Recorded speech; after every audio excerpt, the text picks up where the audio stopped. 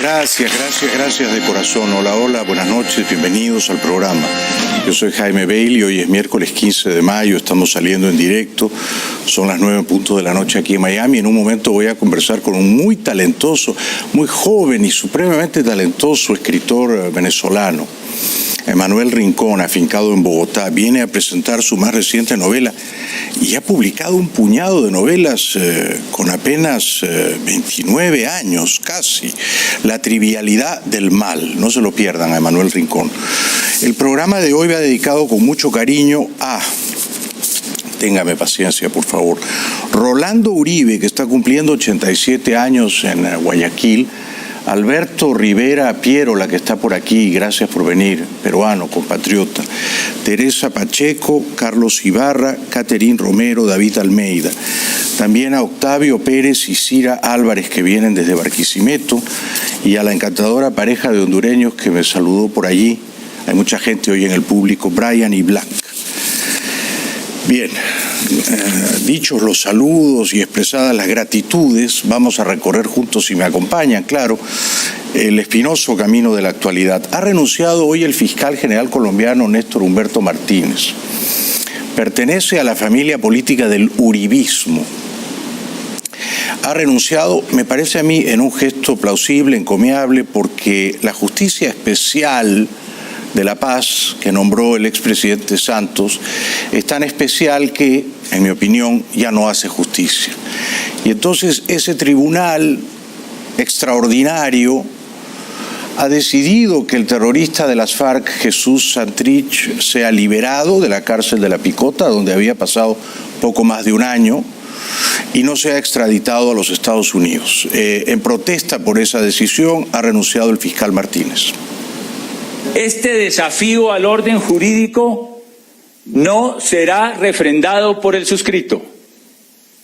Mi conciencia y mi devoción por el Estado de Derecho me lo impiden. Por ello, he presentado renuncia irrevocable al cargo de Fiscal General de la Nación. Exhorto a la ciudadanía a movilizarse con determinación por el restablecimiento de la legalidad en Colombia y la defensa de la paz. El problema es que en Colombia hay dos justicias, ¿no? La justicia ordinaria, la justicia de siempre, y la justicia extraordinaria, oportunista, circunstancial, subordinada al poder político que creó el presidente Santos. Esa otra justicia extraordinaria ve con sospechosa complacencia a los terroristas de las FARC. Este Santrich estaba preso por haber seguido coludiéndose en operaciones de narcotráfico después de firmar el acuerdo de paz. Es decir, unos meses después de firmado el acuerdo de paz y de haber prometido que no seguiría delinquiendo, Santrich fue sorprendido. Lo grabaron conspirando para enviar cocaína que tenían escondida en madrigueras en Colombia a México, conspirando con socios mexicanos para seguir dedicado al pingüe negocio del narcotráfico. Las pruebas eran abrumadoras contra él, sin embargo la justicia extraordinaria, la justicia especial, que ya digo, es tan especial que no hace justicia, que termina siendo injusta, lo ha liberado y ha cerrado la puerta de la extradición. Es una lástima. Y de esto tiene la culpa, creo yo, el expresidente Santos, que fue extraordinariamente benigno, benévolo con los terroristas de las FARC y les dio a todos unas jubilaciones envidiables. Hace minutos nada más el dictador venezolano Maduro se descolgó en televisión, estaba irritado porque hoy el Departamento de Transporte de este país ha decidido que no habrá más vuelos comerciales ni de carga entre Estados Unidos y Venezuela. Maduro decía que era una agresión y una locura contra su país. Ilegal, que viola todo el derecho y las convenciones internacionales de protección de embajadas y consulados por parte del gobierno de Estados Unidos contra la sede de nuestra embajada en Washington, D.C. Verdaderamente un exabrupto, y el mundo tiene que tomar apuntes sobre el exabrupto de la violación en Washington, capital de los Estados Unidos de Norteamérica, de la Convención de Viena del Derecho Internacional de inviolabilidad e inmunidad absoluta del espacio de las embajadas, como es el caso de la embajada de la República Bolivariana de Venezuela en Washington. Es inviolable, intocable. Bueno, el rey de los exabruptos y de los dislates y las pachotadas, que es el palurdo, el pasmarote de Maduro, se permite amonestar al gobierno de los Estados Unidos por echar de la embajada venezolana en Washington a un puñado de intrusos, ni siquiera me atrevo a decir mercenarios. Yo sospecho que están tan confundidos que ni siquiera cobran por entrar ahí a hacer propaganda política a favor del régimen de Caracas. Estados Unidos reconoce como presidente de Venezuela a Guaidó, por consiguiente reconoce como embajador de Venezuela en Washington a Vecchio, por consiguiente la embajada tiene que ser ocupada por Vecchio y no por algunos vecinos del barrio de Georgetown, la mayoría de ellos ya jubilados, que tienen todo el derecho del mundo de estar desinformados y de simpatizar con la dictadura de Caracas, pero no de ocupar ilegalmente la embajada que debería ocupar el embajador Carlos Vecchio. Este es otro momento de Maduro, hace minutos nada más. No puede ser tocada, no puede ser allanada, no puede ser tomada. Ningún juez de los Estados Unidos puede ordenar su desalojo. No puede ordenar su desalojo. Es territorio venezolano en los Estados Unidos, como lo es la embajada de los Estados Unidos en Caracas, que es inviolable, intocable, y nosotros respetamos escrupulosamente el derecho internacional. Así que el profesor Samuel Moncada ha hecho una denuncia en el propio corazón de la Organización de Naciones Unidas. Y estamos llevando esta denuncia a todas las instancias internacionales, a todos los gobiernos del mundo, que tomen nota, que tomen apunte. Bueno, es risible, ¿no? Es pintoresco que un dictador probadamente safio, chapucero, matonesco como Maduro hable del derecho internacional y advierta a los jueces, a los tribunales de este país de lo que deben o no deben hacer, ¿no? Él cree que, así como los jueces venezolanos, generalmente por temor, que es un sentimiento humano comprensible, se hincan de rodillas ante él cree que puede dar órdenes también aquí a la justicia de este país. Está confundido, como mínimo, el dictador venezolano, y los intrusos han sido echados por la policía como correspondía. No tenían ningún derecho de entrar a las bravas a la embajada venezolana en Washington. Ninguno, absolutamente ninguno. Este es otro momento insufrible, tóxico. Por favor, ténganme compasión del palurdo Maduro. Que vean la violación, cómo se expresa la desesperación, el odio, la locura en que ha caído el gobierno de Estados Unidos contra la República Bolivariana de Venezuela. Es una verdadera locura y así lo denuncio ante el mundo. Debe respetarse la inmunidad y el espacio territorial de la Embajada de Venezuela en Washington. Es inviolable, es intocable y debe ser respetada de manera inmediata por el gobierno de los Estados Unidos de Norteamérica. No se había visto tanta bajeza. Es curioso porque además en su país, donde gobierna Manu Militari, Maduro no respeta el espacio territorial de los individuos, ¿no? Los individuos generalmente podemos gobernar con una cierta autonomía, con una cierta soberanía, el espacio territorial de nuestro cuerpo, ¿verdad? Y entonces nos permitimos, ejerciendo nuestra libertad, hacer tal o cual cosa, buena o mala, conveniente o inconveniente, para nuestro cuerpo, para nuestra mente, para nuestro espíritu. Maduro no respeta el espacio territorial del cuerpo de sus opositores. Los aprehende, los encarcela, los aporrea, los tortura y a veces los arroja de un 10º piso en los calabozos de la policía política. O sea que él no es muy respetuoso de ningún espacio territorial ni corporal dentro de Venezuela, ¿no? Maduro dando entonces sermones es un espectáculo francamente ridículo y bochornoso. El secretario de la OEA, el uruguayo Almagro, dijo hoy estas palabras sobre Cuba. Cuba es la capital del terrorismo antidemocrático de América, ¿no? Durante 6 décadas, Cuba ha tratado de subvertir toda forma de democracia liberal en la región. Y a veces ha tenido éxito, por supuesto, ¿no? Tuvo éxito colonizando mentalmente al espadón de Chávez y convirtiendo a Venezuela virtualmente en territorio cubano. Con la crisis en Venezuela quedó en evidencia que Cuba no solamente reprime a sus ciudadanos, sino que exporta la experiencia y gestión de la represión a Latinoamérica. La situación de Cuba no es normal y la exportación de su modelo represivo debería hacer sonar la alarma en todos los estados democráticos. Pero el mismo miedo que Cuba usa para controlar a su propia gente, lo ocupa para intimidar y manejar a la comunidad internacional a su conveniencia. Es curioso porque mucha de la gente que se espanta ante la posibilidad de que Estados Unidos pueda usar de forma selectiva la fuerza militar para libertar a los hermanos venezolanos, no dice ni pío para condenar que en Venezuela hay un ejército irregular de 20, 22.000, 25.000 espías cubanos del G2.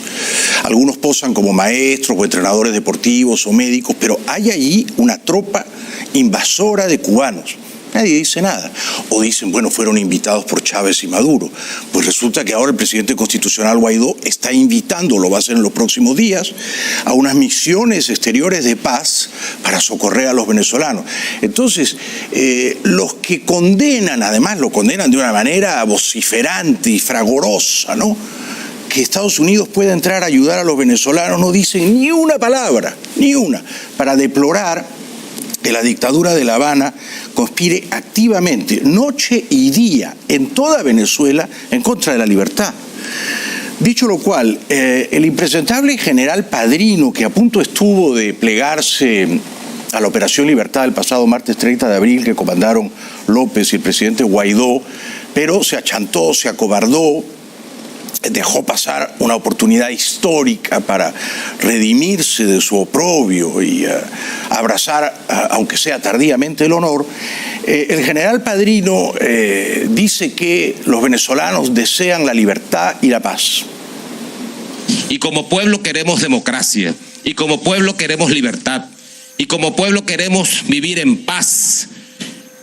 Queremos que nuestro pueblo, nosotros mismos, que estamos vestidos de verde, que somos pueblo y que también estamos recibiendo las consecuencias del criminal bloqueo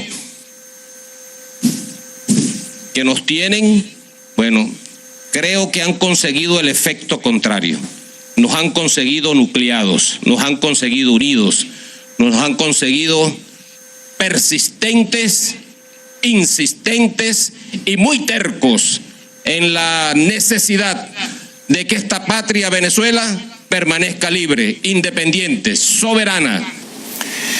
Bueno, este fantoche, este petimetre del general Padrino, yo he hablado con su maestra de inglés, le tomó un año, 8 horas diarias de clases, para que Padrino supiera hablar más o menos entre 20 y 28 palabras en inglés. O sea, es un hombre que tiene el cerebro principalmente deshabitado, ¿no?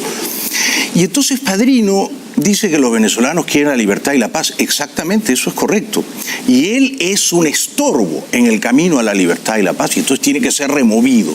¿De qué manera? Yo creo que usando decorosamente la fuerza, puesto que él no se ha salido del camino cuando pudo, habrá que sacarlo a empellones, ¿no?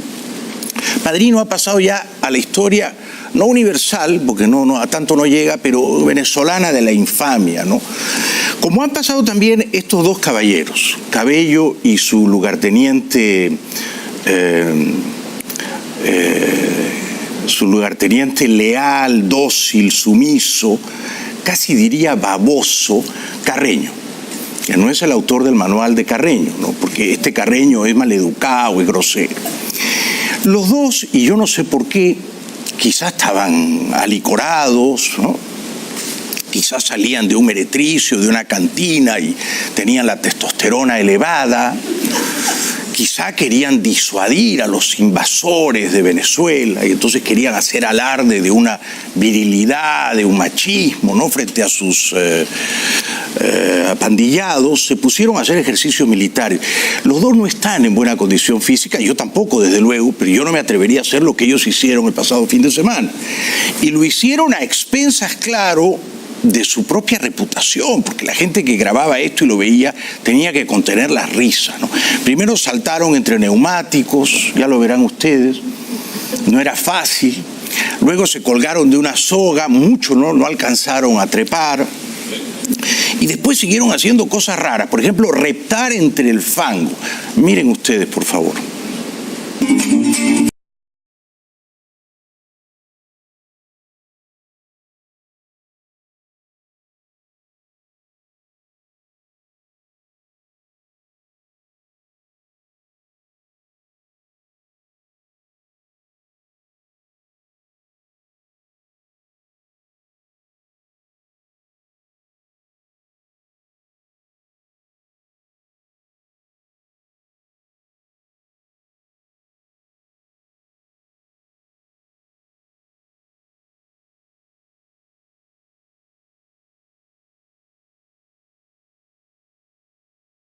Son un esperpento, son un adefesio, ¿no? ¿No advierten de que están haciendo el ridículo? Todo el mundo se ríe de ellos. Si lo que quieren es demostrar que están listos para ir a la guerra, no lo consiguen. Si lo que quieren es insuflar miedo en el adversario, me temo que fracasan. Porque luego de saltar y colgarse de una soga y arrastrarse un poquito, y la verdad, dar lástima, es un espectáculo que convoca a casi a la ternura, ¿no? Dice, este par de gordos ridículos, ladrones, ¿qué hacen arrastrándose por el barro? ¿Sí? ¿A quién quieren impresionar, por el amor de Dios? La gente que los está grabando se ríe de ellos. Y entonces luego continúan con estos ejercicios tan improbables e inútiles. Levanten tus manos la bandera.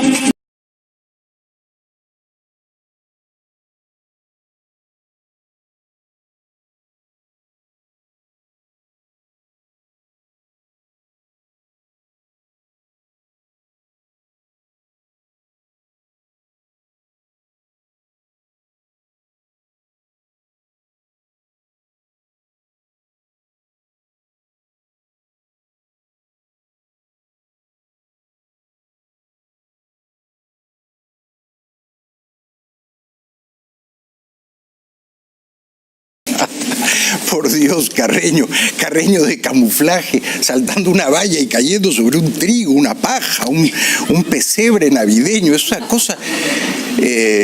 ¿Por qué hacen eso? ¿Por qué? Porque tienen que reflexionar, ¿no? Realmente están haciendo el ridículo. Luego ponen esta musiquilla fiebrada, esta tonadilla como carnavalesca. Yankee, go home, gringo, go home. Ya se fueron, pero hace 20 años se fueron todos los yanquis de Venezuela. No hay uno. La embajada está cerrada. Es un espacio afantasmado. No están ni los gatos ahí, ni los gatos techeros. Ya se fueron hace mucho tiempo y no quieren regresar. El problema que tengo yo es que no hay manera de convencerlos para que entren un ratito. Como entraron a Panamá el año 89. Entraron un mes y una semana. Y sacaron al dictador, a cara de piña Noriega. No, ya no quieren entrar. O sea que no hace falta echarlos. Ya se fueron, ¿no? Y lo cierto es que haciendo estos ejercicios provocan la comprensible hilaridad mundial. Entre tanto, el embajador Bolton, asesor de seguridad nacional de Trump, dicen que Trump está un poco enfadado con él, que le reprocha que Bolton quiere arrinconarlo y llevarlo a una guerra, bien sea en Venezuela o en Irán. Bolton dice que la presencia de los rusos en Venezuela, que por otra parte muy marginal, resulta del todo inaceptable. Russians like nothing better than putting a thumb in our eye. They're using the Cubans as surrogates. They'd love to get effective control of a country in this hemisphere. We've made it clear to the Russians in a lot of conversations at a lot of different levels, some of which are going to continue today, why we think this behavior is unacceptable to us. Y salió también en televisión Bernie Sanders. Bernie es precandidato demócrata, tiene 77 años, un año más que Biden. Los dos están bien mayores ya, ¿no?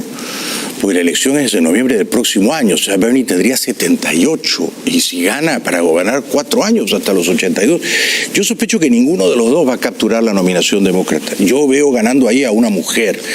Bueno, Bernie Sanders dijo que es una locura pensar en enviar 120.000 soldados de Estados Unidos a Irán o a los países vecinos, y que escalar una conflagración bélica con Irán es una locura. Esta es la visión de Sanders, por supuesto. To me is that after all of what we experienced in Iraq and all of the unintended consequences and the fact that we went into war based on lies claiming that they had weapons of mass destruction, that we would think again of going into another country, in this case Iran, would be even worse. We've had generals who have told us that if you like the war in Afghanistan and you like the war in Iraq, you're really going to love going to war in Iran. This would be an incredible destabilization of the region. It would lead to endless wars. Mi problema con Bernie Sanders, en general es simpático, pero mi problema con él es que tiene una posición indefendible respecto de Cuba y Venezuela. Él cree que los Castro le han hecho mucho bien a los cubanos, y él cree que Chávez y Maduro les han hecho mucho bien a los venezolanos. Entonces, mis simpatías por Bernie Sanders se ven inmensamente recortadas cuando lo escucho elogiar a los Castro o a Chávez.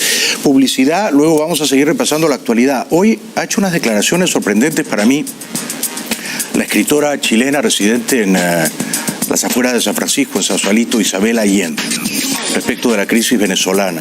Quiero compartir eso con ustedes, entre otras cosas. También el expresidente uruguayo Lacalle, Luis Alberto Lacalle, ha dicho algunas cosas que yo no coincido para nada con él respecto de Venezuela. Y luego viene lo mejor, el escritor venezolano afincado en Bogotá, Emanuel Rincón. Vamos a hablar de todo un poco, y en particular de su más reciente novela, La trivialidad del mal. Antes de la pausa les recuerdo que, ya ustedes lo saben seguramente, si quieren comer rico aquí en Miami, hay un restaurante que me permito recomendar con entusiasmo. Se llama La Fontana. Se come rico, no es caro, la atención es cálida, amigable. Uno se siente en casa. La Fontana.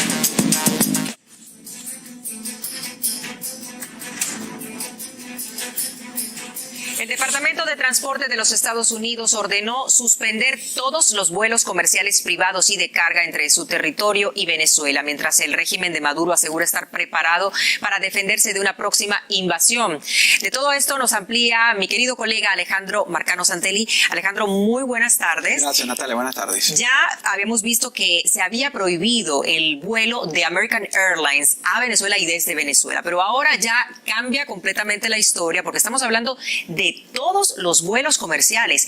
¿Qué se está cocinando en este momento? ¿Qué se está preparando? No sé, pero una medida fuerte, una medida que el Departamento de Transporte emite el día de hoy y con efecto inmediato, y es para que ninguna línea aérea vuele desde o hacia Venezuela. Y estamos hablando incluso de líneas extranjeras. Exactamente. Nadie que venga a Estados Unidos o que salga de Estados Unidos va a ir a Venezuela. Muy bien, y esto, tú dices que hay ya fuentes que te están informando de que puede que sí esté sucediendo algo, que haya algún interés próximamente de invasión, que es lo que tanto está esperando la oposición venezolana. Bueno, hay muchas fuentes militares que aseguran y que manejan que pudiera ser un cierre del espacio aéreo para cualquier posible intervención. Sabe que se habla, Maduro se está preparando, más adelante lo vamos a ver, para esta posible confrontación. Y Estados Unidos ya se ha confirmado que el próximo lunes el Comando Sur se reúne con Carlos Vecchio, el embajador de Guaidó, para hablar de la parte técnica de una asistencia militar. ¿Los vuelos de carga también están incluidos dentro de estas sanciones? Sí, desafortunadamente, bueno, te lo decía fuera de cámara, afortunadamente, porque si queremos un cambio general en el país, yo creo que todas las medidas que se tomen para asfixiar al régimen de Nicolás Maduro son importantes. Hay una cuota de sacrificio. Sí, la cuota de sacrificio de nosotros los venezolanos, que le enviamos comida, como hace el pueblo cubano, a su gente. Eso no lo vamos a poder hacer por vía aérea, por lo menos ahora. Por lo menos vemos que el sacrificio que hacen tantos jóvenes jóvenes y el pueblo venezolano marchando allá en Venezuela, pero también el sacrificio de venezolanos fuera del país. Que lo tenemos que hacer. Que lo tenemos que hacer así también. mismo es. Vamos a ver, hablemos un poquito más de cómo ha sido la recepción de parte del régimen venezolano ante estas nuevas sanciones. Bueno, todavía no se ha manifestado. Lo que sí se han procurado es prepararse. Y te voy a presentar un reportaje ahora, porque el régimen sabe que algo va a pasar, que algo se está preparando, Natalia. Correcto. Militarmente. Fíjate que ha tenido ensayos, incluso vimos a Diosdado Cabello, y eso está en el reportaje. Y quiero que lo vean y con mucha atención, cómo se prepara el oficialismo para enfrentar una posible batalla con los Estados Unidos. El Comando Sur está listo para ayudar al gobierno interino de Guaidó. El lunes 20 de mayo comienzan las reuniones técnicas para asesorar al gobierno interino. Maduro tiene días preparándose para esta batalla. ¡Traidores nunca! ¡Legales siempre! Desde el fallido alzamiento cívico-militar que casi lo saca del poder el pasado 30 de abril, se ha hecho costumbre ver a Nicolás Maduro rodeado de militares. Incluso reconoció que su peor pesadilla, la Armada estadounidense, ronda muy cerca de sus aguas territoriales. Hizo mención al buque James de la Guardia Costera estadounidense. Una provocación contra Venezuela para probarnos, para ver qué hacía nuestra Armada Bolivariana, para ver qué hacía nuestra Fuerza Armada Nacional Bolivariana, para ver si tenemos miedo. Hasta el número 2 del oficialismo, Diosdado Cabello, mostró sus habilidades militares en un video que fue difundido en el que se le ve literalmente arrastrándose, simulando unos ejercicios militares junto a otros chavistas. ¡Gringo! ¡Cojón! Los entrenamientos del ejército de los Estados Unidos, que son diarios y que definitivamente no tienen punto de comparación a los entrenamientos del régimen venezolano. De vuelta al programa, estamos saliendo en vivo y en directo. En un momento voy a conversar con el escritor venezolano muy joven y muy talentoso, Emanuel Rincón, que vive en Bogotá, no se lo pierdan. Mis saludos, por cierto, a las hermanas Doris y Argelia Saut, que están aquí, que han venido desde lejos. Gracias por estar aquí. Ha muerto Doris Day esta semana, Doris Day. Nació como en 1912, o sea, ya en los 40 y 50 era famosa, Doris Day. Y a muchas mujeres en América les pusieron Doris por Doris Day. De hecho, mi madre se llama Doris Mary y la llamaron así por Doris Day. ¿Por qué estoy hablando de esto? Bueno, porque hay una señora que se llama Doris que está aquí en el público. Bueno, el presidente Guaidó ha conminado a su embajador en Estados Unidos, el señor Vecchio, a reunirse el próximo lunes aquí en Miami con el jefe del Comando Sur, un señor que es el almirante Craig Faller. Lo anuncia Guaidó desde Caracas. Habló sobre la reunión que pidió su representante diplomático ante Estados Unidos, Carlos Vecchio, con el jefe del Comando Sur, Craig Faller, para coordinar acciones que sirvan para restablecer la democracia en Venezuela. Bueno, con el Comando Sur, el día lunes se dará la reunión, entiendo que va a ser en el Departamento de Estado, ya nuestro embajador Carlos Vecchio dará resultas de esa reunión el día lunes, está avanzando de nuevo. Bueno, ya les contaré de qué me entero, qué me filtran mis fuentes o qué se está maliciando, tramando ahí. Espero que algo bueno. Trump ha dicho hoy que algo grande e histórico va a ocurrir muy pronto en Venezuela. Pero, por otro lado, Trump a menudo es un bocazas y un fanfarrón. Ojalá las palabras no se las lleve el viento, ¿no? Isabel Allende es una escritora talentosa, yo creo que esto es indiscutible, es una escritora de gran éxito, de enorme éxito global, la traducen a todas las lenguas imaginables. Yo he leído un puñado de sus libros, creo que es una escritora muy solvente, muy profesional. Disfruté particularmente de Paula y en general me ha costado trabajo apasionarme con sus novelas, ¿no? Me apasionan las novelas de Bolaño, los cuentos de Bolaño. Con Isabel Allende he tenido más dificultades, lo que por supuesto no rebaja su mérito, ¿no? Seguramente pone en entredicho mi calidad como lector. Dicho eso, la señora Allende, que vive en Sausalito, en las afueras de San Francisco, es un barrio precioso donde casi no caben los pobres, ¿no? La señora Allende ha dicho que Estados Unidos quiere invadir Venezuela para quedarse con el petróleo. Me sorprende francamente que diga esto porque como mínimo está mal informada. La única razón por la cual Estados Unidos entraría en Venezuela es por el petróleo, porque no van a querer que el petróleo lo controle la China, por ejemplo, o el Irán. Yo creo que la gente que apoya una intervención armada, como la que está proponiendo Trump, no recuerda el pasado nuestro.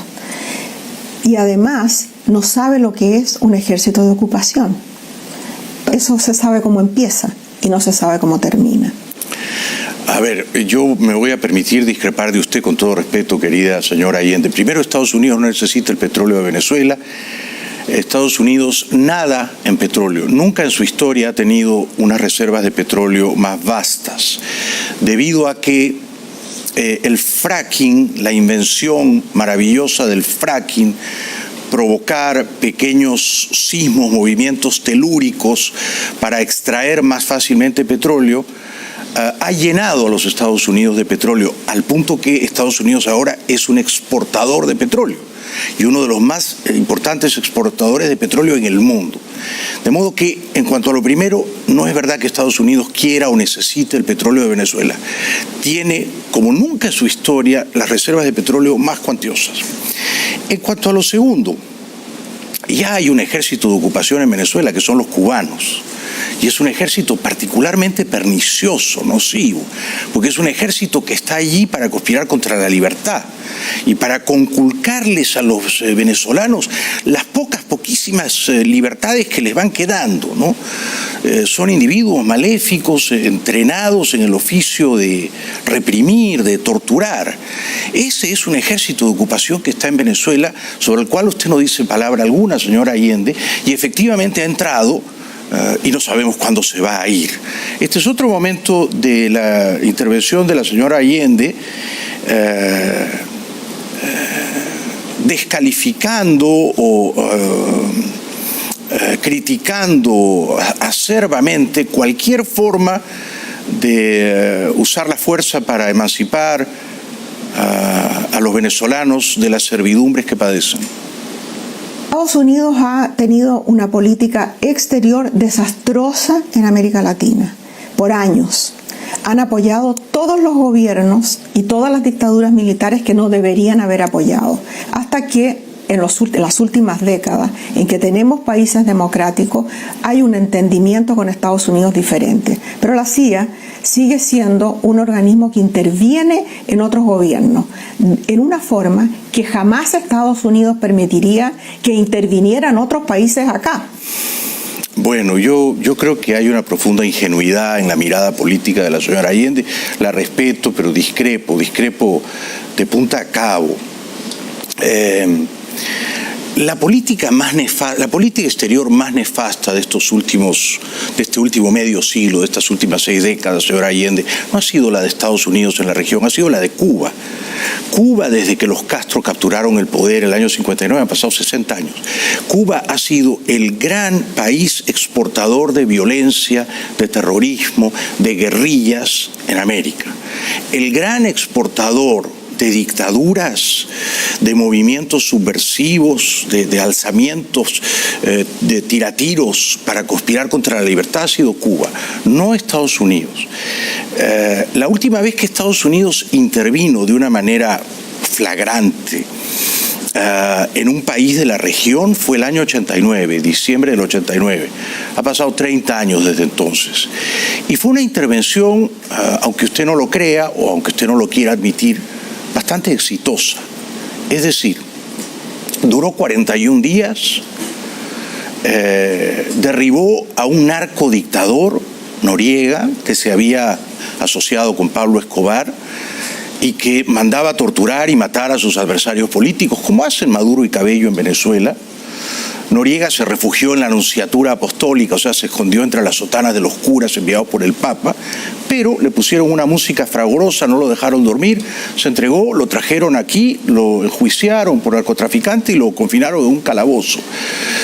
Es verdad que la intervención produjo algunos muertos, 204 muertos entre los soldados leales a Noriega, 25 muertos entre los soldados de Estados Unidos, allí van casi 230, y según la ONU, unos 500 civiles. Nadie podría aplaudir que se hubieran registrado esas muertes, ¿verdad? Menos de 800 personas perdieron la vida en esos 41 días de ocupación. Pero lo interesante es que desde entonces los militares panameños, las fuerzas militares armadas panameñas, fueron disueltas completamente, como en Costa Rica el año 48. Desde entonces, ya han pasado 30 años, Panamá no tiene fuerzas armadas, por lo tanto no hay golpes militares, y Panamá ha tenido una seguidilla de gobiernos democráticos exitosos y se ha alineado en la senda del progreso y la prosperidad. Entonces, la intervención que decretó en su momento Bush papá para capturar a un narcodictador, para liberar a los panameños de una narcodictadura cruel y para asentar en Panamá una democracia estable, no fue un fiasco, no fue un fracaso y no le hizo daño a la causa de la libertad en Panamá ni en la región. O sea que lo que usted dice de Estados Unidos lo diría yo de Cuba, y por extensión de las colonias de Cuba en los últimos 20 años, que han sido, por ejemplo, Venezuela, Nicaragua, Ecuador de Correa, Bolivia de Evo Morales. Países todos en los que se ha llegado al poder por la vía democrática, se ha luego destruido, envilecido, prostituido la democracia y se ha gobernado de una manera despótica. Lo que define que un gobierno sea dictatorial o democrático no es si la gente lo aplaude mucho o no, no es si la gente lo eligió o no.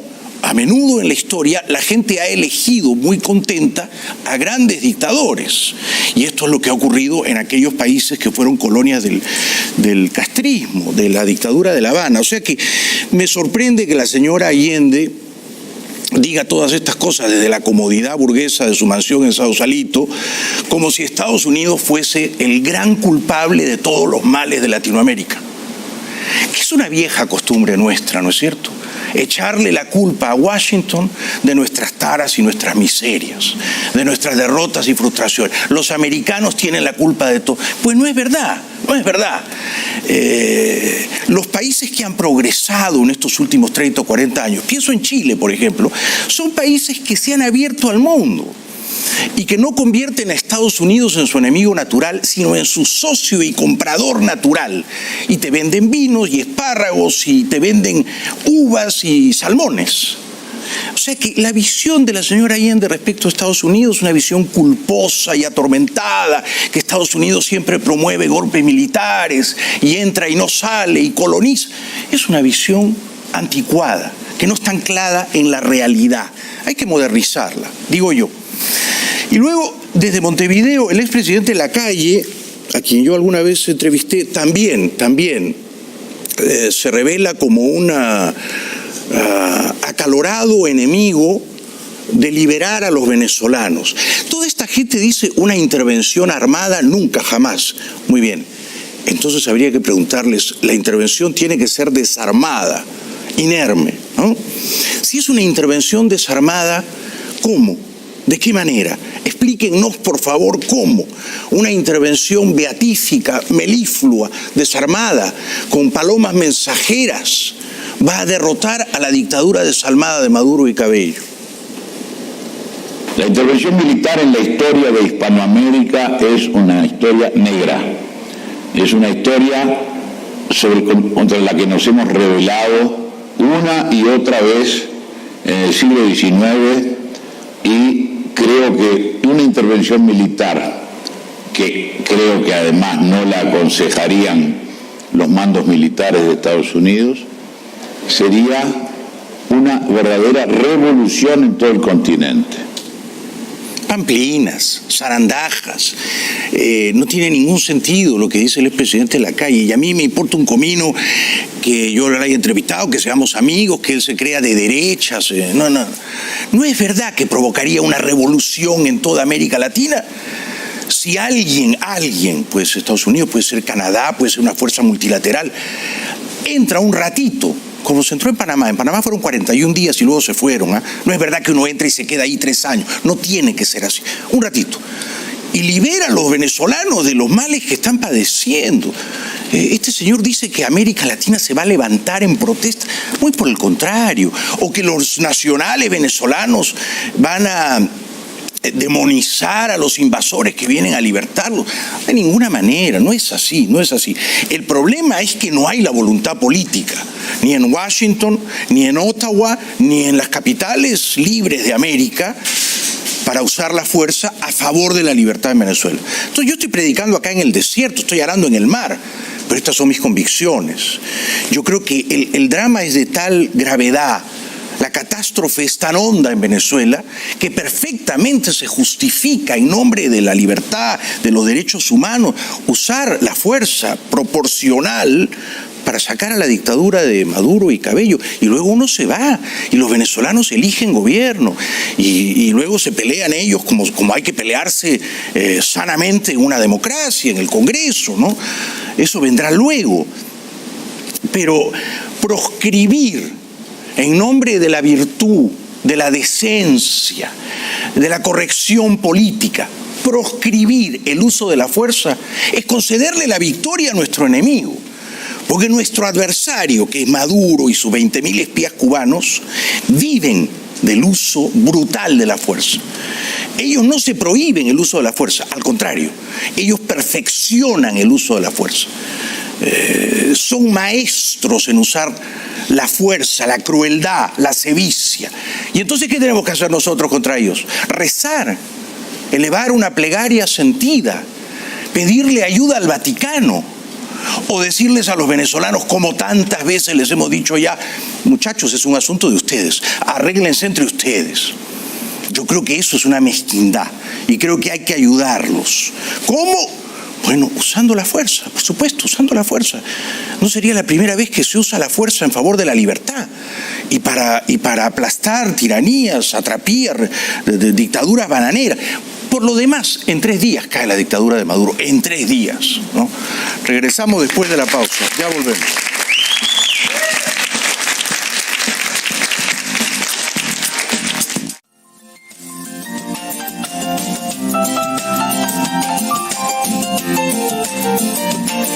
Desde ayer en la noche y durante todo el día de hoy les contamos que aquí en nuestro noticiero hemos recibido múltiples llamadas de televidentes cubanos ofendidos por el tratamiento de primer nivel que las autoridades de Key West le están dando a la comitiva diplomática cubana encabezada por el embajador de Cuba en Washington.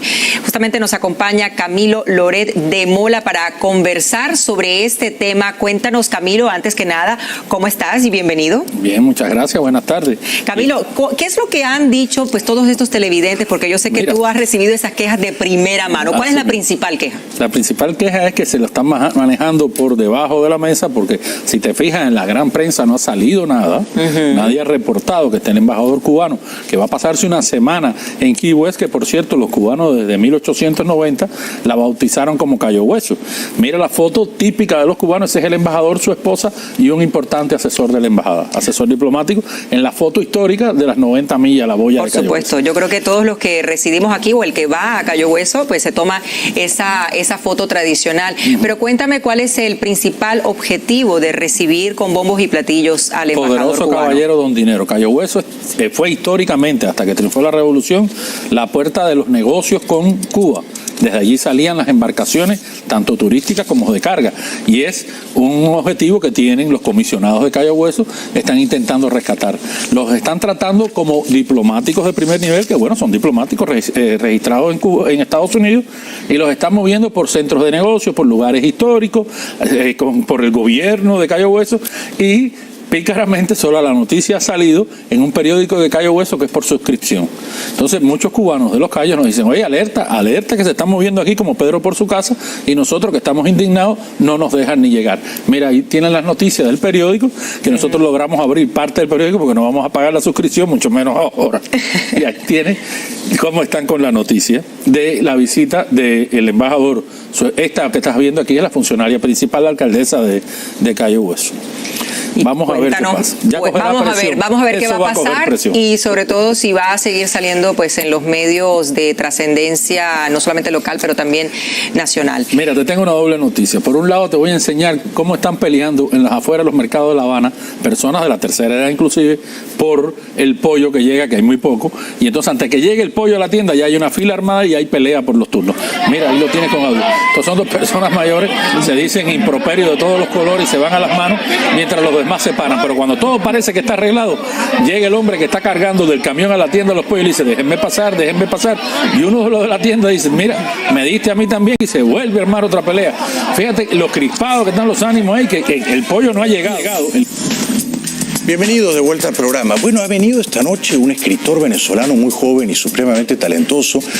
No ha cumplido todavía 29 años y ha publicado ya 5 novelas. Su más reciente novela, y el título es muy bonito, ya se lo dije, se titula La trivialidad del mal. Ha salido en Venezuela, en Colombia, y va a salir, me parece que pasado mañana viernes por aquí. La va a editar Sudaquia. Él es Emanuel Rincón. Un aplauso para él, por favor. Bienvenido. ¿Tú vives en Bogotá, Emanuel? Sí, vivo en Bogotá. ¿Hace cuánto tiempo? Casi 2 años. Sí. ¿Y te ha tratado con cariño Bogotá? Sí, no me puedo quejar. ¿Dónde naciste tú? San Cristóbal, la cuna de las protestas. ¿Y en algún momento saliste a las calles a protestar? Sí, fue una de las razones por las que me fui a Venezuela. Cuéntanos, por favor. Bueno, de hecho, La trivialidad del mal es una novela que está basada en la protesta del 2014 en Venezuela. Tú debes recordar muy bien que duramos 3 meses asediados, completamente bloqueados, únicamente en nuestro estado. El problema es que nosotros en el Táchira sufrimos de una realidad paralela o distorsionada al resto de Venezuela. ¿Por qué? Porque nosotros en el 2014 pensábamos que ya el régimen iba a acabar.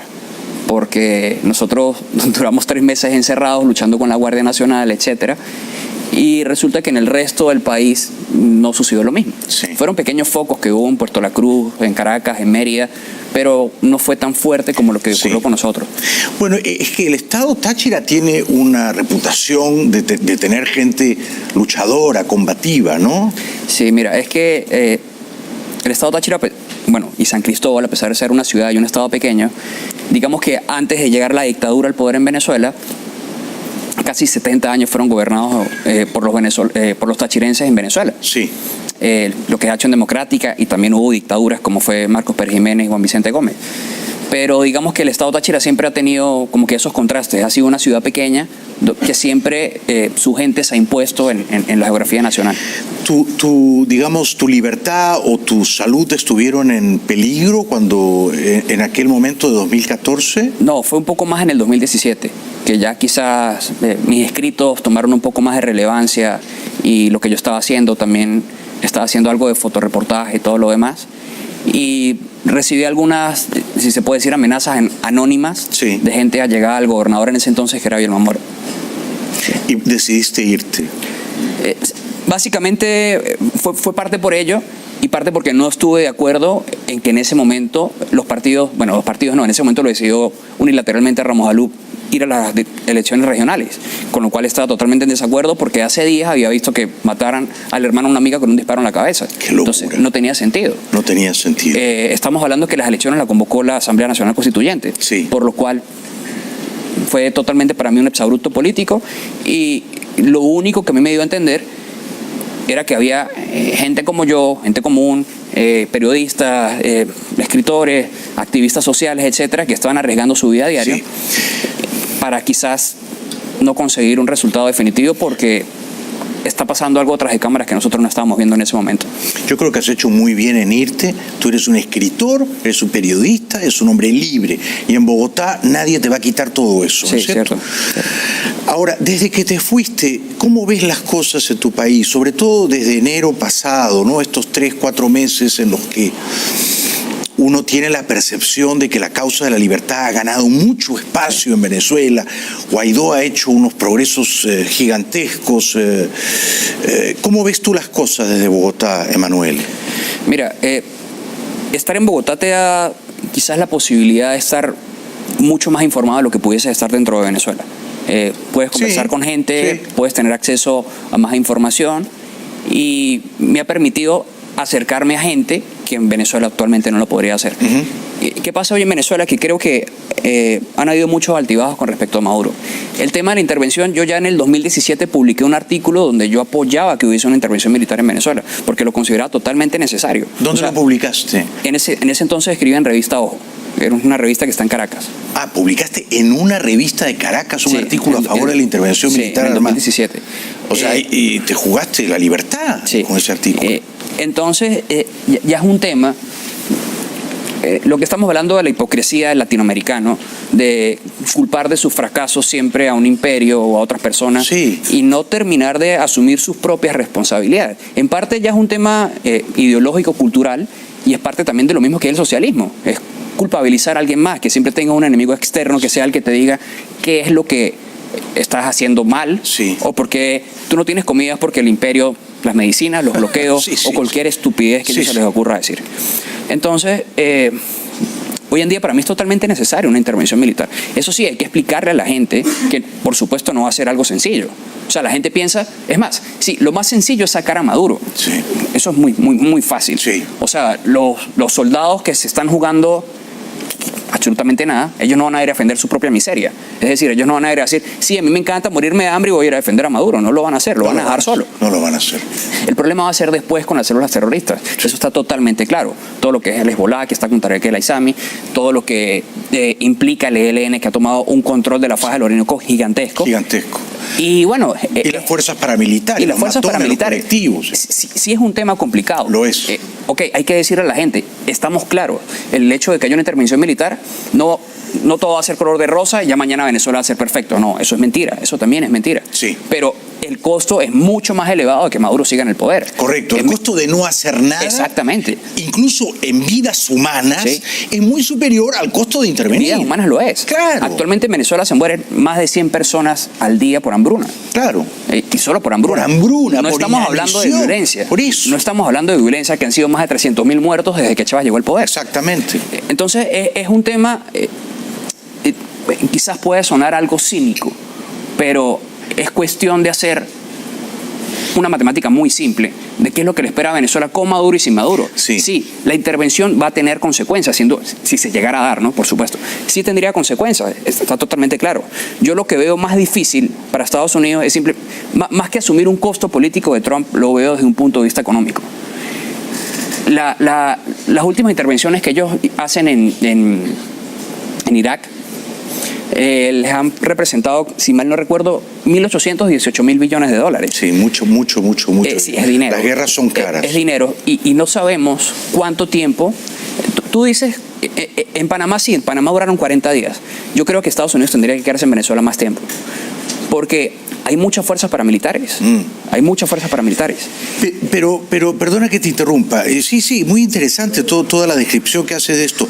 Pero cuando Isabel Allende dice que Estados Unidos quiere entrar por el petróleo, ¿por qué lo dice? ¿Cuál es tu interpretación de eso? Disculpa que lo diga así, pero es estupidez humana. No puedo decirlo de otra forma. A ver, Estados Unidos es una potencia mundial. Claro. Si tú bien sabes que desde hace 20 años Venezuela le está regalando a Cuba petróleo todos los días. Ahorita no recuerdo la cifra exacta. Eran 100.000, 120.000 barriles diarios, ahora son 40.000. Y ahorita la producción de Venezuela está como en 800.000 barriles, o sea que es absurdo.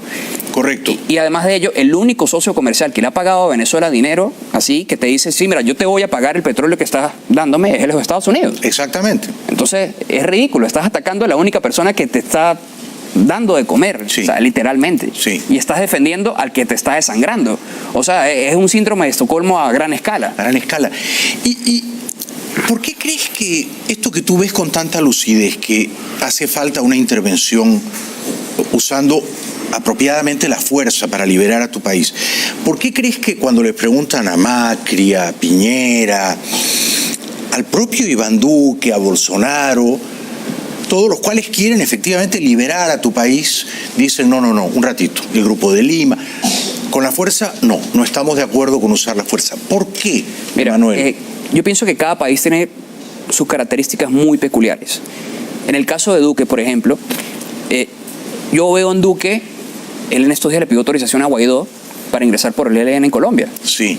La gente piensa que mira, los países no se rigen porque, nos da lástima con Venezuela, pobrecitos ellos, tenemos que ir a salvarlos. No, son netamente intereses geopolíticos. Sí, si no tienen sentimientos los países. No, tienen en política no, exactamente. Entonces Duque, naturalmente, él lo que no quiere, él previendo una caída de Maduro, no quiere que el ELN regrese a Colombia a hacer las fechorías que han hecho durante tanto tiempo. Sí. Es mucho mejor ir a capturarlos allá en Venezuela. Sí, sí. Sobre Macri, bueno, Macri tiene un problema gigante en Argentina económico. Y tiene elecciones en octubre. No cabe ni mencionarlo. Yo pienso que Piñera, además de los que ya están en el eje norte, ha sido uno de los más fuertes en cuanto a apoyar a Guaidó. Sí. Quizás son temas también internos, ¿sí me entiendes? O sea, en la misma Venezuela pasa. En la misma Venezuela los políticos no se atreven a pedir frontalmente que haya una intervención militar. No se atreven. ¿Y crees que Guaidó debería pedirlo frontalmente, Manuel? Sí, por supuesto. Yo tengo abogando por eso desde hace, te dije, hace 2 años, pero sí me parece que ellos han tomado una posición muy neutra con cómo deberían ser las cosas o cómo se están desarrollando las cosas. Por ejemplo, Julio Borges, que vive como tú en Bogotá, ¿él qué piensa de usar la fuerza para entrar a Venezuela? No sé, no he hablado con Julio Borges. ¿Y tú crees que como periodista... Pero en público su lenguaje corporal y lo que ellos establecen no es eso. Y a mí, si hay algo, yo le aplaudo a Guaidó muchas cosas, pero si hay algo que a mí me ha molestado con Guaidó, es que cuando él le preguntan por Estados Unidos, cuando él le preguntan por Trump, que al fin y al cabo es la persona que está dispuesta a salvarte. Sí. Él no quiere como hablar de él. Le preguntan por tal y dice, sí, bueno, Bolsonaro esto o aquello. Se corta un poquito, toma distancia. Y hay mucha... yo no sé si es ingenuidad o no entiendo si es terquedad, pero Miguel Pizarro, que es uno de los diputados que está siempre con Guaidó... ¿Quién es? En unas declaraciones lamentables, dice que cuando fracasan los sistemas y salen los Maduros, algo así, es cuando nacen los Bolsonaros de América. Yo no estoy defendiendo a Bolsonaro ni a Piñera. La verdad, nunca he sido ningún partido político, yo no defiendo políticos, simplemente trato de analizar objetivamente. Y si Bolsonaro es una de las personas que junto a Trump y Duque pueden ayudar a liberar a Venezuela, tú estando siempre fotografiándote al lado de Guaidó, no puedes salir a cometer esa torpeza política. Claro, no lo ataques. Tiene que ser tu aliado. No te queda bien, cállate. Sí. Cállate. Sí.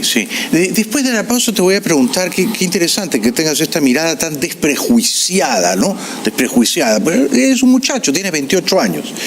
O sea, que tú no tienes las taras que arrastramos nosotros, los mayores, ¿no? Isabel Allende y yo, que todo lo malo, Estados Unidos. Y en cambio Cuba es una maravilla, ¿no? Es una isla donde realmente la gente vive tan contenta, es Disneylandia. Después de la pausa te voy a preguntar si tú crees que Trump se va a comprar el problema de tu país hasta las últimas consecuencias. Regresamos con Emanuel Rincón.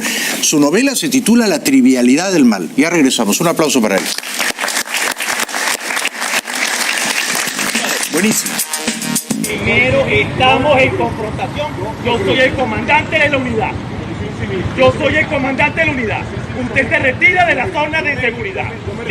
Si no, le realizo la presión.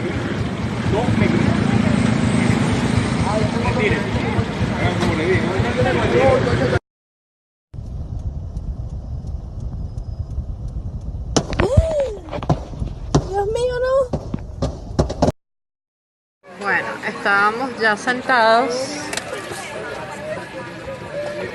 y nos mandaron a desalojar. De hecho, las maletas las están otra vez echando para atrás. Estamos en Maiquetía porque el espacio aéreo dentro de los Estados Unidos ha sido cerrado una vez más. Así que el vuelo el día de hoy... No, todos los vuelos que van Nada. a Miami. Respetando la virtud y honor. Abajo cadena, gritaba el Señor, y el pobre en su choza libertad pidió. Ay, qué santo nombre, templo de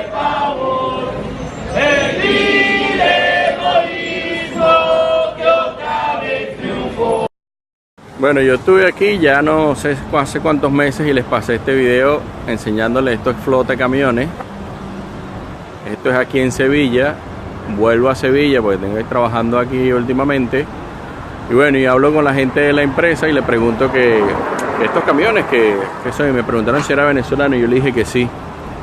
¿Qué les cuento? Que estos son unos camiones muy especiales para apagar fuego químico, me dicen aquí en la empresa esta, y que por desgracia Maduro se los encargó, les dio una paga y señal, y bueno, y que los camiones se van a podrir aquí porque Maduro no paga para poder sacar estos camiones que son de alta gama para los fuegos químicos de las petroleras, no sé para qué serán, pero bueno, aquí les dejo este videito con toda la flotilla de camiones que se van a podrir aquí en España, Sevilla, porque el señor Maduro no quiere pagar los camiones.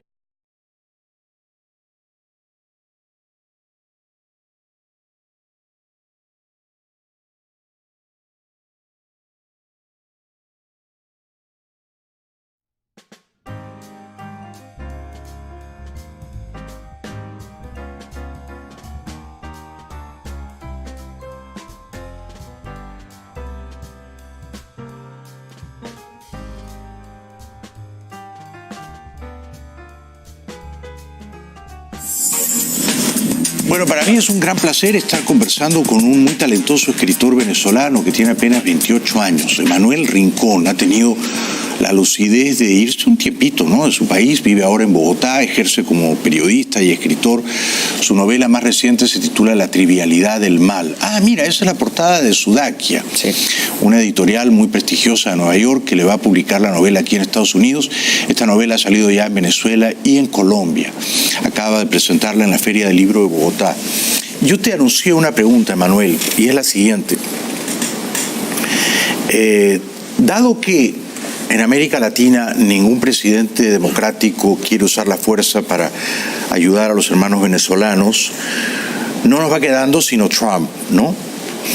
Y no va a ser fácil convencer a Trump de usar la fuerza, aunque solo fuera selectivamente, unos pocos bombardeos estratégicos, porque él es un poquito renuente a ir a la guerra.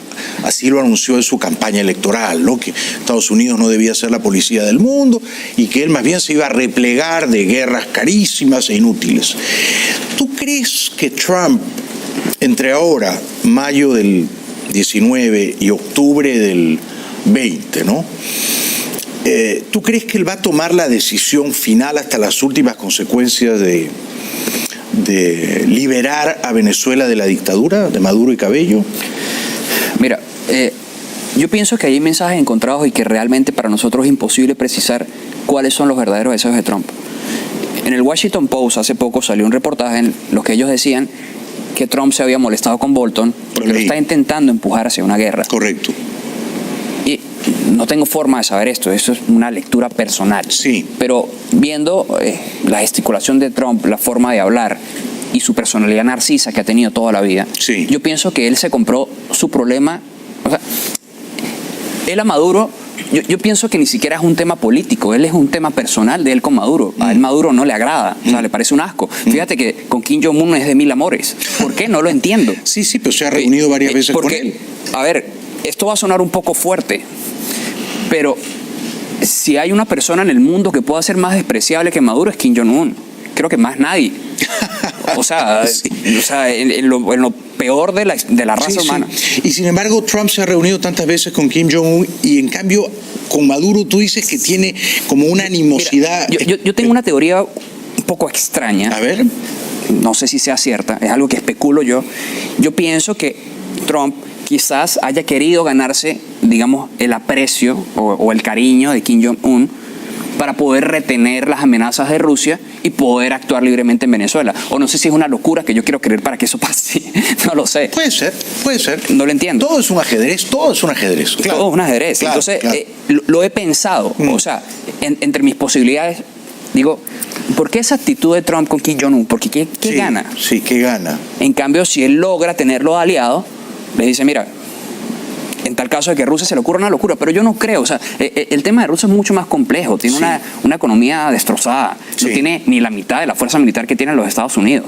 Y aparte estamos al otro lado del mundo. Los rusos no tienen nada que hacer allí. No, y los rusos no se van a ir a una guerra por Maduro. De eso puedes estar bien seguro, ¿no?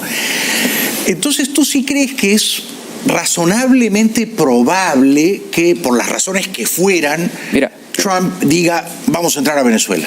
Yo pienso que el tema es un poco más complejo y pienso que tiene que haber más contundencia también de parte de Venezuela. Trump no se va a ganar la etiqueta intervencionista por sí solo. Sí. Yo siento que a la delegación, al gobierno que encabeza Guaidó, le han tirado constantemente las herramientas para que él dé el paso y diga, mira, sí vamos a hacer esto. De hecho, fíjate que a lo que publica el tuit del Comando Sur hace la semana anterior, primero Guaidó, su gente no se manifestaron. Al día siguiente, Iván Duque da unas declaraciones, dice que el ELN, todo lo demás, todo lo que ya sabemos. Sí, lo vi, lo pasé aquí. Y Guaidó de inmediato respondió. En cambio, con Estados Unidos ha sido como un poco, si cae la palabra, son declaraciones que yo veo, me parecen, no sé, ingenuas. Él en una entrevista con Fernando del Rincón dijo que estaba esperando que el régimen se radicalizara para quizás tomar otras medidas. ¿Qué más radical se puede ser? Y la respuesta al día siguiente fue meter preso a su vicepresidente de la Asamblea y de la República. Porque él es también, Edgar Salmán es hoy en día el vicepresidente de la República. Correcto. Y está preso y desaparecido y nadie sabe dónde está. Primer vicepresidente. Primero, por encima del otro, de Stalin González. ¿Tú crees que van a meter preso a Guaidó o a tanto no se atreven? No, yo creo que no. ¿Por qué? Porque ellos están midiendo fuerza. Ellos están viendo hasta dónde pueden llegar. Y mientras los Estados Unidos no se meta o no manifieste la fuerza... yo escribí hace poco un artículo que se llama La vida útil de las amenazas. Las amenazas tienen una vida útil. Tú puedes amenazar a una persona, lo puedes hacer con tu pareja si quieres. Si tú engañas a tu pareja, te va a decir, mira, si lo vuelves a hacer, te voy a terminar, lo que sea, todo lo demás. Si tú lo haces 2 veces, lo haces 3 veces, 4 veces, 5 veces, ya tú te das cuenta que sus amenazas no sirven de nada. Claro. Lo mismo pasa con Estados Unidos y Venezuela. La amenaza tiene que ser creíble. Claro. En el momento en que la amenaza ya no es verosímil, pierde su poder disuasorio. Totalmente. Y ya el poder de amenaza se ha perdido por completo. Sí, entonces lo que tú sugieres, por un lado, es que Guaidó sea más... Que no tema en decir que él está esperando la cooperación de los Estados Unidos. Claro. Porque es la única forma. Mira, en Venezuela solamente hay 4 escenarios por los cuales podemos salir de Maduro. El primero era el que se estaba explorando hace poco, en los cuales la cabeza iban a ser Padrino López y Michael Moreno, y a mí me parecía un exabrupto por completo. Sí. Realmente... Y fracasó.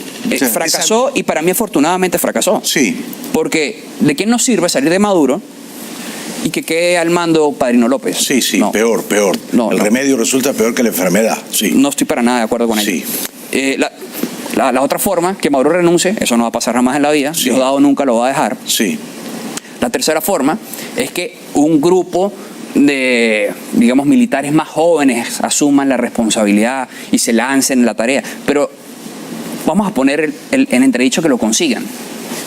Luego pueden contener ellos a los grupos paramilitares. Es difícil. Pueden contener a los colectivos. Es difícil. Pueden contener a Hezbollah. Pueden contener al ELN. Sí. Pueden contener toda la guerrilla chavista. Sí.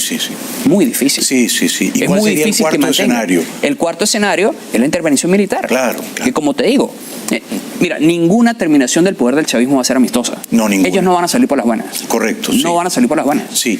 Entonces, o sea, acá esta película no tiene un final pacífico. No. Tiene un final feliz. Ojalá. Yo creo que sí, tiene un final feliz, pero pacífico, en el que las partes se abrazan, se reconcilian, y los malos se adecentan, se arrepienten. No va a pasar. No va a pasar, pues Emanuel, no va a pasar. Mira, y pasa con diputados que hoy en día dicen como que, bueno, tenemos que reconciliarnos con Miguel Rodríguez Torres. Sí, el que está preso. Sí, yo estuve en manifestaciones donde los guardias nos disparaban por órdenes de Miguel Rodríguez Torres. Claro. Entonces tenemos que ser... Claro. O sea, en verdad tenemos que ser tan tontos, tan ingenuos. Sí. No. Te acompaño totalmente. Ahora bien, cuando uno dice una intervención militar de los Estados Unidos, la gente dice, 100.000 hombres cayendo en paracaídas. No es así. No es el desembarco en Normandía. con decretar unos pocos bombardeos en instalaciones militares venezolanas, ¿no? Bombardear los pocos cazabombarderos que todavía pueden levantar vuelo, porque la mayoría están averiados. Sí. Bombardear los búnkers, o sea, unos objetivos bien escogidos, Emanuel, sin necesidad de poner tropas en tierra, una invasión a la antigua. De repente con eso basta, en un fin de semana te los tumbas, ¿no? Mira, Jaime, hace poco yo me reuní con uno de los militares que desertaron a Colombia, sí, en Cúcuta. Conversé un poco con ellos, les expliqué cuál era la situación de las Fuerzas Armadas dentro de Venezuela y los que están fuera del país. Ellos insisten en que ellos están esperando que se forme esta coalición para ingresar a Venezuela a recuperar la libertad del país. Y son 1000 los que están en Colombia. Sí, son 1000, es una gran cantidad, pero si tú lo sumas con otro que hay, y ellos me lo dicen, y me muestran las conversaciones con los militares que están adentro. Me dicen, ellos inmediatamente, lo que pasa es que en Venezuela hay mucho miedo. Muchísimo. La mayoría de los militares tienen inteligencia cubana encima. Por supuesto. ¿Sí? Cada quien tiene uno asignado que los están vigilando. Así mismo. Están todo el tiempo encima de ellos. Entonces es muy difícil, hasta que no den un ejemplo realmente. ¿Qué pasó el 30 con la sonada de Guaidó López? Sí. Que ellos nunca mostraron fortaleza. No. Ellos... A ver, la única fortaleza fue liberar a Leopoldo López. Si tú vas a dar, pero luego... si tú vas a dar un... Bueno, esto no sería un golpe de Estado. Si vas a acabar con la usurpación. En este caso, lo primero que tenías que hacer era tomar los medios de comunicación. Sí. Tú no puedes comunicar por Twitter. Sí, estoy de acuerdo. Sí, ya tomamos el poder o lo que sea. Y tampoco puedes decir, los estamos esperando para restituir la democracia. Tú tienes que decirle, ya restituimos la democracia. Ya ganamos. Ya ganamos. En ese momento es una guerra totalmente psicológica. Es un tema de Pero para decir ya ganamos tienes que tener a Cabello y a Maduro presos, tienes que ocupar la televisión, tienes que ocupar Miraflores. No tienes que tomar todo el país. Son golpes estratégicos. Claro. Y luego indultas a Leopoldo, Emanuel. Luego. Ya, para celebrar, pero no antes, ¿no? Sí. O sea que ahí fueron fallas estratégicas y comunicacionales. Te insisto, hoy en día la comunicación política es muy importante. Y me parece que los líderes políticos venezolanos que hoy han encauzado a través de los partidos y la Asamblea Nacional han sido a veces, vamos a decir, ingenuos, comunicando políticamente lo que se necesita para recuperar la libertad de Venezuela. Sí, pero vamos a la publicidad y seguimos, porque estoy apasionado contigo. Pero, a pesar de sus errores, dictados por la inmadurez, por la inexperiencia, necesitamos a Guaidó. Sí, totalmente. Nuestro hombre es Guaidó y a él nos tenemos que aferrar. Sí, totalmente. O sea, para que la película tenga un final feliz, Guaidó tiene que pronunciar el discurso de la victoria desde la casa de Miraflores. Totalmente. Este es nuestro hombre, ¿no? Regresamos después de la pausa con Emanuel Rincón. Ya volvemos.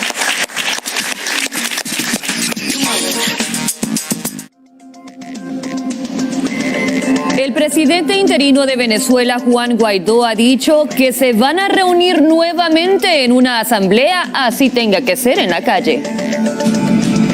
El presidente del Parlamento venezolano, Juan Guaidó, aseguró que la Asamblea Nacional volverá a reunirse este miércoles para reiniciar sus sesiones, así sea en la calle, tras verse obligados a aplazar la que tenían prevista ante un fuerte despliegue policial por una supuesta amenaza de bomba.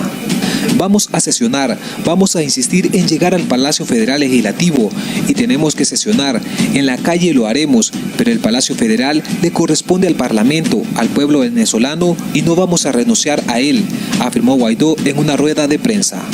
Desde primera hora, la sede de la Asamblea Nacional contó con un fuerte despliegue en el que participaron miembros de la Guardia Nacional Bolivariana, la Policía Nacional Bolivariana y el Servicio Bolivariano de Inteligencia SEBIN, ante una supuesta amenaza de bomba de la que no ofrecieron detalles. El contingente de los uniformados de la Guardia Nacional cerró los accesos al palacio por los 4 puntos cardinales y posteriormente extendió más el perímetro, evitando que ciudadanos y diputados tuvieran la posibilidad de acercarse. En este sentido, Guaidó subrayó que el objetivo del régimen de Nicolás Maduro es sin duda el de tratar de cerrar la asamblea, el que ahora no ha logrado y no lo logrará nunca. Y el gobierno colombiano rechazó este martes las acciones del régimen de Nicolás Maduro para tomar la sede de la Asamblea Nacional de Venezuela, al tiempo que exigió la liberación inmediata del diputado opositor Edgar Zambrano. Entre tanto, Estados Unidos, en la Organización de las Naciones Unidas, advierte sobre la creciente represión en Venezuela. El gobierno de los Estados Unidos dijo durante el martes al Consejo de Seguridad de la Organización de las Naciones Unidas que el régimen de Maduro estaba intensificando la represión de la Asamblea Nacional controlada por la oposición y pidió a los países que respondieran con acciones concretas. El Consejo se reunió a puertas cerradas a pedido de los países europeos para escuchar en una reunión informativa sobre la crisis política y humanitaria en Venezuela y detalles de un impulso diplomático respaldado por la Unión Europea para poner fin al estancamiento. El embajador interino de los Estados Unidos, Jonathan Cohen, alertó sobre el arresto el 8 de mayo de Edgar Zambrano, primer vicepresidente de la Asamblea Nacional. Estados Unidos se encuentra entre más de 50 países que respaldan al líder opositor Juan Guaidó, quien se proclamó presidente interino el 23 de enero, pero desde entonces no ha logrado obligar a Maduro a renunciar. El Consejo también escuchó un informe del embajador francés adjunto de la ONU sobre un plan del Grupo de Contacto Internacional respaldado por la Unión Europea para poner fin al enfrentamiento en Venezuela. Nos visita entonces el muy talentoso y muy valiente escritor venezolano Emanuel Rincón. Está presentando La trivialidad del mal, vive en Bogotá, ha publicado ya, esta es tu quinta novela, Emanuel. Sí. Tu quinta novela. Sí. Y si tuvieras que describirla brevemente, ¿qué dirías de ella? Mira, no, yo escribo muchas vertientes, no me dedico exclusivamente a la política. Escribes, perdona que te interrumpa, en Pan Am Post, ¿no? Sí. PanAmPost.com. Soy columnista del Pan Am Post, sí. Ahí publica sus artículos, Emanuel Rincón. Sí. Yo tengo algunas novelas de ficción, también escribo ciencia ficción, pero me gusta sobre todo lo que tenga que ver con el poder y la manipulación de las masas. Me parece que la psicología humana es algo que tienes que estarle dando vuelta todo el tiempo. El poder es un tema fascinante. Sí. El dictador es siempre un personaje fascinante. Sí, y la ciencia ficción y mucho de eso sirve también para explorar, digamos, esos mundos. ¿Y el mal se ha trivializado en tu país? Por supuesto. Mira, hay algo que puede sonar crudo, pero es real. Si yo te pregunto a ti hoy, dime el nombre de algún manifestante venezolano que hayan asesinado, ¿quién se te viene a la mente?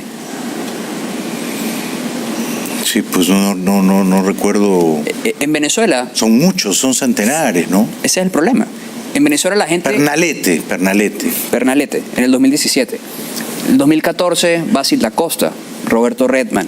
El músico del... Génesis. Hay nombres, pero ya cuando la estadística empieza a sumar, esas muertes se convierten en números. Ya es trivial el mal, ya no lo percibes, ya deja de espantarte. Mira, yo recuerdo en el 2014 que nosotros, en especial los tachirenses, lo vivimos con más fuerza que en el resto del país, la represión de las fuerzas militares y todo lo demás. Yo con los primeros muertos me escandalicé mucho. Ya luego abría el Twitter y veía... ¿Mataron a alguien más? Sí. Y a veces me sorprendía que ya no me sorprendía. Sí. Ya era normal. Sí, ya es normal de que el guardia te caiga a palos en la calle, de que torturen a la gente, de que escuches que le están poniendo electricidad en los genitales a las personas y de que escuches cualquier barbaridad. O sea, ya se hace trivial. Algo similar ocurrió en 2017. En 2017 tú conoces a Pernalete, a Neomar Lander, pero... Neomar Lander, ¿cómo no lo recuerdo? Fueron más de 100 muertos. Muchos más, sí. Perdón, muertos no, asesinados. Sí. Que es totalmente diferente. Ahí la prensa también tiene que cambiar su narrativa cuando se refieren a los muertos de la dictadura venezolana. Sí. Entonces, el mal se ha hecho muy trivial en Venezuela. Se ha hecho totalmente trivial y de cierta forma nos acostumbramos a ser sociedades violentas. Sí. Y es algo totalmente inaceptable. Por eso es que, para mí, como te digo, desde el 2017 estoy escribiendo a favor de una intervención militar. ¿Van a haber muertos? Sí van a haber muertos, pero no van a ser más los muertos que hay a diario con Maduro en el poder. El costo de no entrar es inmensamente superior al de entrar. Totalmente. Ya lo dije en Venezuela, en Panamá el año 89 fueron 700 muertos. Y tú has dicho que cada día mueren 100 personas de hambre. Solo por cada hambre. día. Solo por hambre. Luego la falta de atención médica, luego los homicidios. Entonces es una locura decir no hay que usar la fuerza porque va a morir alguna gente. Sí, va a morir alguna gente, pero vas a liberar un país. Y lo vas a volver un país nuevamente productivo. Claro. Que Venezuela, con respeto a los demás países de Latinoamérica, debería ser el país más rico de Latinoamérica. Seguro, el per cápita más alto. No hay un mundo en el que Venezuela no debería liderarlo económicamente. Entonces es absurdo que la gente tenga que estar dándose golpes por un pollo. Así de absurdo. Esa es otra forma de trivializar el mal, ¿no es cierto? Comer un pollo no debería suponer un acto de violencia para nadie. Ayer o antier salieron unos policías, no recuerdo de qué ciudad, agradeciéndole personalmente a Maduro por haberles dado un pollo. ¿Puedes creer la bajeza o la miseria en la que tienes que caer por agradecerle a alguien porque te dé un pollo? La gente tiene que trabajar para comprarse sus cosas. Sí. Te agradezco profundamente, me he quedado muy impresionado. Eres, aparte de muy inteligente, eres muy valeroso en defender tus ideas y en desafiar la corrección política. Voy a leer con gran curiosidad tu novela La trivialidad del mal. ¿La vas a presentar acá en Miami? ¿Pronto? No, tengo prevista la presentación en Nueva York. En Nueva York. No sé luego qué otras cosas estemos tramando. No sé si a lo mejor haga alguna en Washington. Todavía estamos en eso. Perfecto. La trivialidad del mal está en Venezuela, está en Colombia, pronto va a estar aquí en Estados Unidos por Sudaki. Felicidades. Gracias, Jaime. Un aplauso para Manuel Rincón.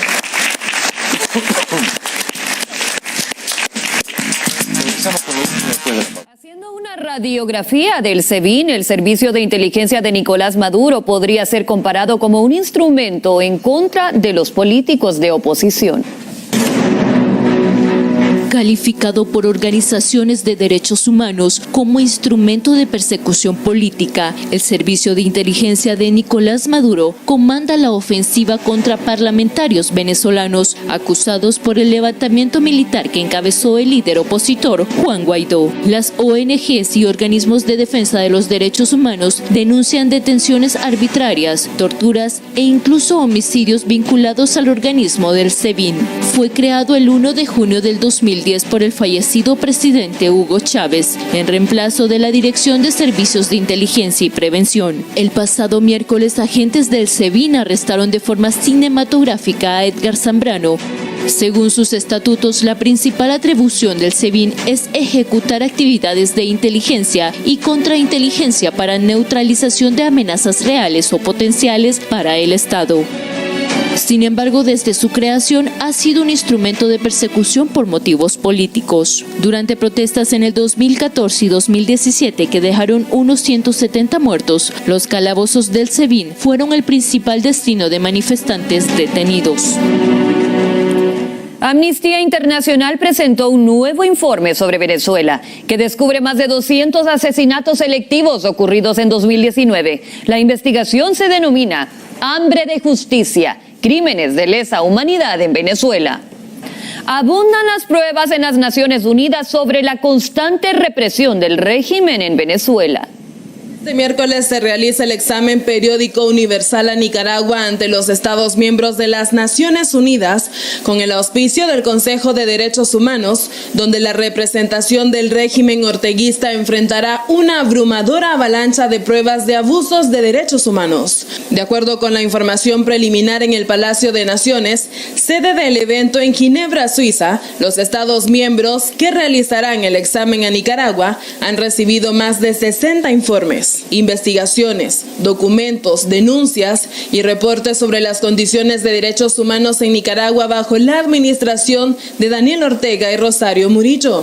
El citado examen periódico universal se realiza cada 4 años y engloba una evaluación de cumplimientos a todos los aspectos, tratados, acuerdos y leyes internacionales suscritas por cada país miembro de la ONU en materia de derechos humanos y libertades fundamentales. El examen a Nicaragua este año parte de una evaluación al cumplimiento del país a las recomendaciones que se le hicieron en el 2010-2014 y una nueva evaluación desde la fecha hasta hoy. En total son 14 países los evaluados y para Nicaragua la troika de países es Bienvenidos de vuelta. El presidente venezolano Guaidó dice que la Asamblea continuará sesionando a pesar de las provocaciones.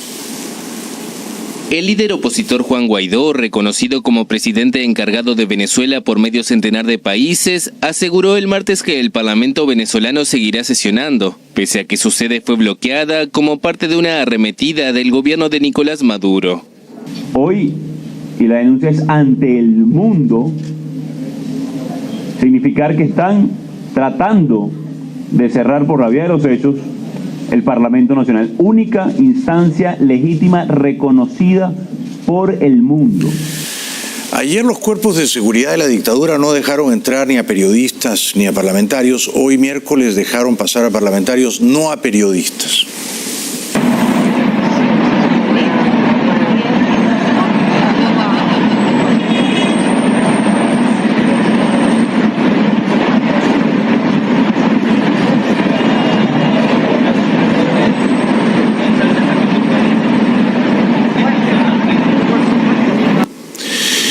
No tienen rostro, ¿verdad?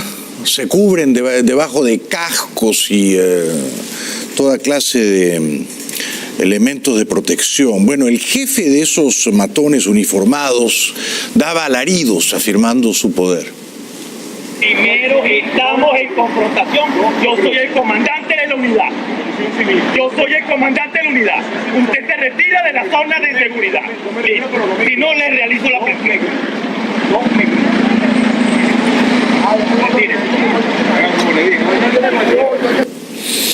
Llega el presidente Guaidó, sin dejarse arredrar por estos matones.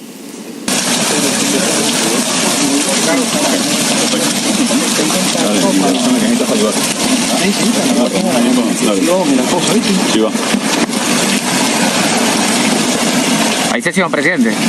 Vamos a iniciar la sesión del día de hoy en el Parlamento Nacional, luego del secuestro que hicieran militarmente del Palacio.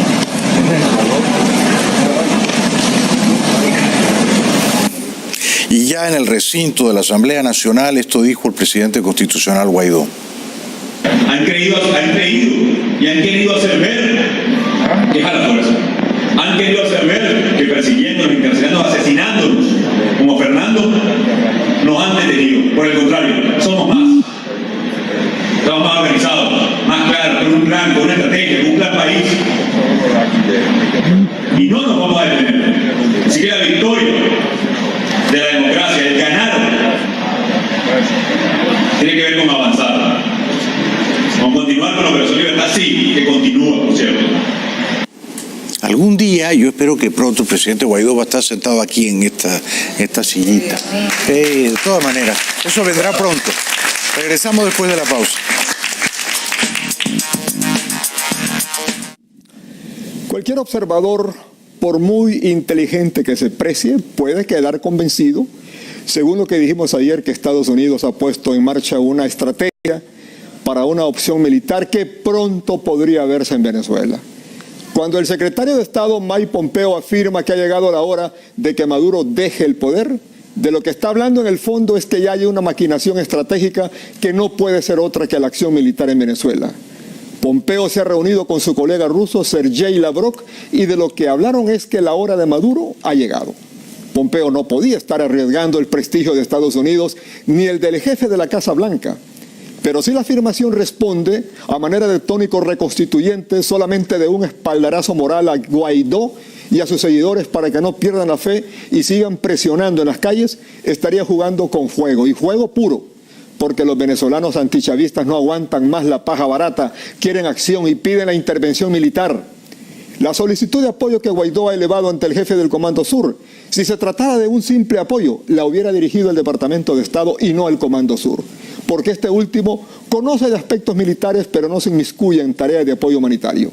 Estados Unidos ha advertido en la ONU sobre el creciente nivel de brutalidad represiva del gobierno dictatorial de Maduro. Todo esto abona el pensamiento de que lo que se viene es una acción militar y con más claridad se puede interpretar en la declaración de Pompeo desde Rusia. Más claro no canta un gallo, y si agregamos la suspensión de todos los vuelos desde Estados Unidos a Venezuela y viceversa, Estados Unidos habría decidido ya la intervención militar para sacar a Maduro de Venezuela. Así son las cosas y así se las hemos contado hoy miércoles 15 de mayo 2019.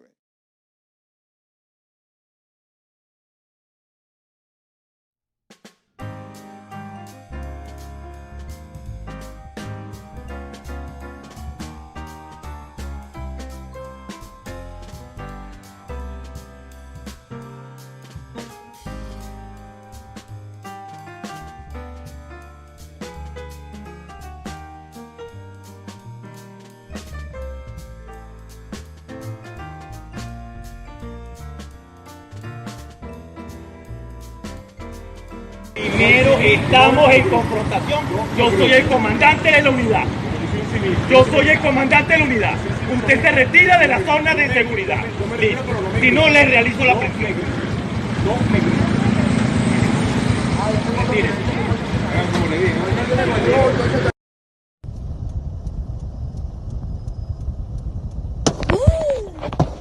Dios mío, no. Bueno, estábamos ya sentados y nos mandaron a desalojar. De hecho, las maletas las están otra vez echando para atrás. Estamos en Maiquetía porque el espacio aéreo... El sábado 15 de junio voy a estar en la Feria del Libro de Madrid, en el Parque del Retiro, que es tan lindo, a las 7 de la tarde, presentando mi más reciente novela en clave de humor titulada Pecho Frío. Gracias por vernos, gracias al público maravilloso, a Juan Carlos, a Patricia y a Luis Alberto, que han venido desde Chaclacayo, Lima, Perú, el barrio de mi infancia. Chao, chao, hasta mañana, chao, gracias.